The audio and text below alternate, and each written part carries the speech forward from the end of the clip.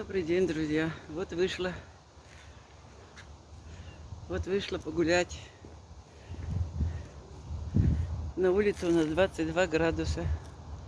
Дел особых не делала дома, ничего. Так, в комнате немножко убрала. Покушала. Вчера вечером жарила курицу. Пообедала. Захотела пельмени сварить. Типа бульончика. Морковки туда положила, лучку, специи разные, маслица сливочного. И поела со сметанкой. Так вкусно для разнообразия.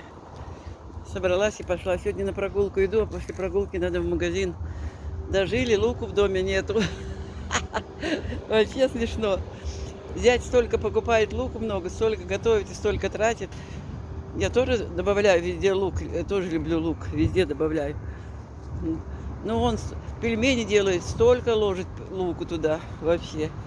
Ну, им так нравится. А у меня пельмени я свои ела. У меня уже свинину я не ем. И говядина тоже для меня тяжелая пища. Я делаю курица, куриное мясо, туда кабачок прокручиваю, разные специи добавляю. Перчику чуть-чуть. Ну, в общем, получается фарш очень вкусный. Я даже котлеты из такого делала. Очень вкусно. Ветерок легкий на улице. Пойду погуляю немножко. Вчера гуляла, что-то замерзла. Что-то я была легко одета. А сегодня я тоже пошла. Легкий пиджачок и в сарафане. Не знаю. Пойду потом в магазин, мне тяжело будет.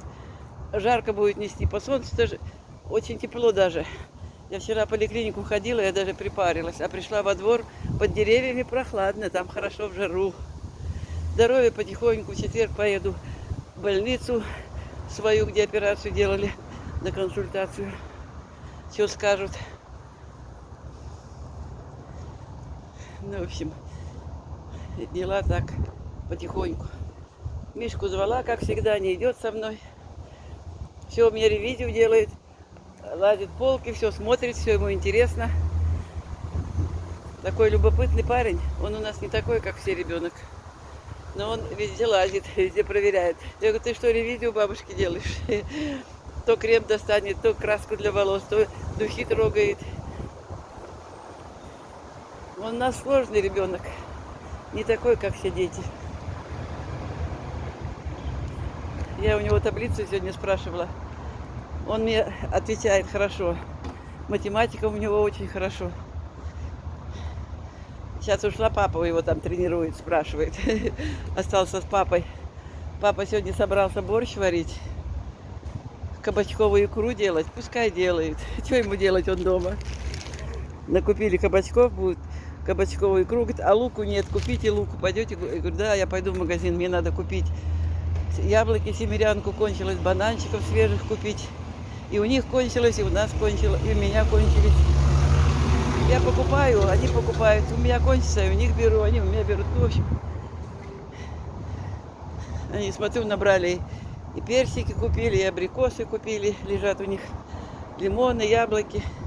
И кабачков, наверное, килограмм полтора, может, 2 будут делать икру кабачковую, а потом Мишка жареные кабачки кубиками на масле. Ему очень нравится.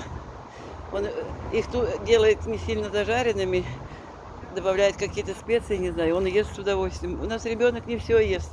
То, что мы едим, он не все ест. Такие дети, как он, у них своя еда. Хотя пельмени ест, он картофельные дерюны, сырники, он это кушает. От супов, от каш вообще не хочет. Если раньше хоть гречку ел, глядя на меня, я по утрам чередую, то геркулесу варю, то гречневую, то пшенную варю. Такую сварю, такую сварю. А сейчас хоть стало что-то, пельмени есть. Колбасу, сосиски, он на дух, сардельки он это вообще не ест. Не признает эту еду. А мы-то все равно покупаем и колбасу, и сосиски, и шпикачки мне иногда хочется. Ну ладно, друзья. Здравствуйте. Всем хорошего дня. Всем хорошего дня, всем настроения. прекрасной погоды. У кого нет дождей, пускай дожди пройдут, чтобы засухи не было, чтобы все росло на огороде. Всех обнимаю, люблю. До свидания. Пока.